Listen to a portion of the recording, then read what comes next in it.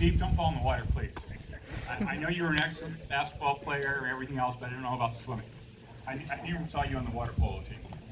So I'm going to turn it over to Steve, and he's going to ask some of the alums to come up here for a second. How many ATOs do we have? Who wants to come up here for fraternity is a huge deal in Rick's life.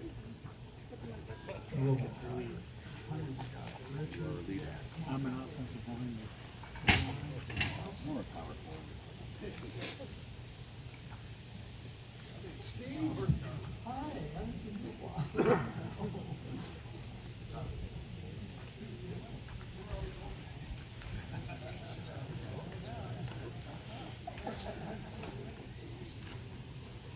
Bill Coleman's son, Nathan, has a presentation to make to the family.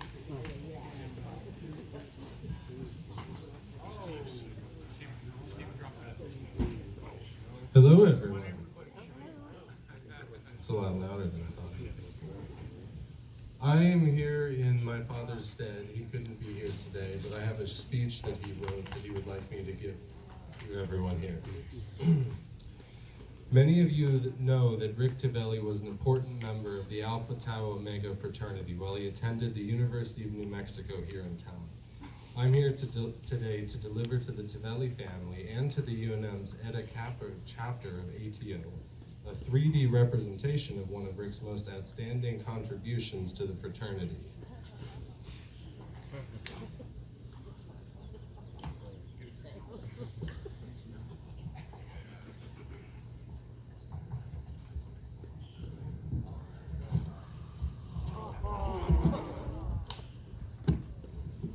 The Rick Tavelli bat that I almost dropped.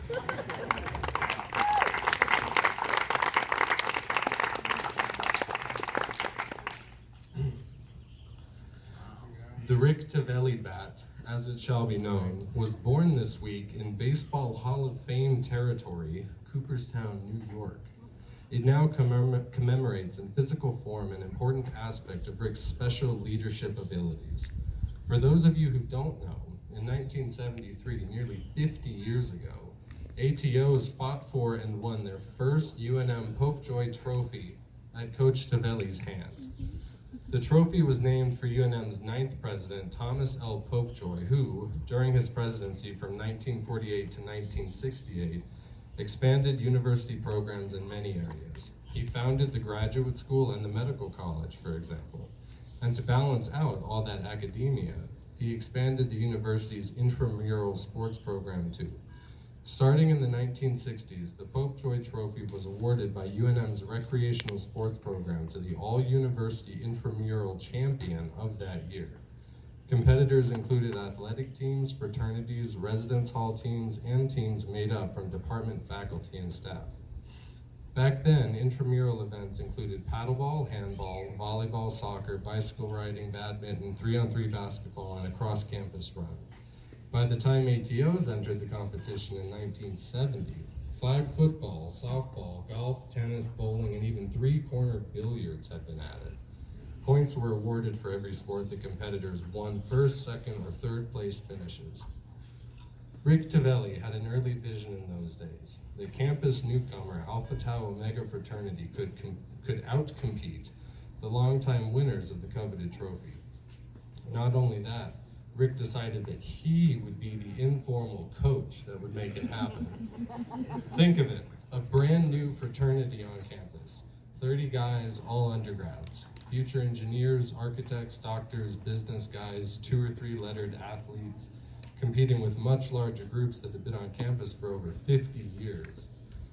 They needed a determined coordinator to organize, plan, and smack heads from time to time, making sure people showed up properly motivated to compete. Rick was exactly the right guy to make it all happen. Gentle persuasion became his determined style. Soft, eyeball-to-eyeball encouragement, as it was later described. So people not only showed up, but won. There was no excuse otherwise, as Rick's persuasive gaze conveyed. The competition went on for 2 whole semesters. It came down to the last few days of the final week of school, In the end, as points were tallied for more than 24 hard-fought events, the Popejoy Trophy came home to Eta Kappa in May of 1973. Tavelli himself announced the results during a weekly campus meeting of ATOs. Reacting to the news, you never heard such a ruckus put up by 30 whooping undergrads. The phrase, "all hell broke loose," must have been coined that day, as the celebration had no end. Rick Tavelli, whose smile was always wider than any other, had made his point. A group of young, hustling competitors could win the field in the face of daunting odds. Popejoy Trophy competition was discontinued in the 1980s, but fond memories often live on. Just this year, in fact, to mark Rick's far too early passing, UNM Eta Kappa stepped up to create the Rick Tavelli Athletic Scholarship, recognizing one outstanding Tau each year who has shown special athletic abilities as well as leadership skills. And to embrace, every year, the spirit that Rick embodied all the rest of his life in the dozens of accomplishments that followed.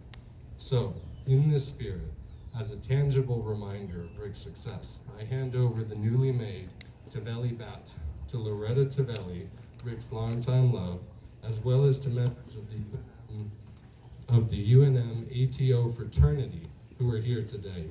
Together, we will honor the legacy of Popejoy Trophy coach Rick Tavelli.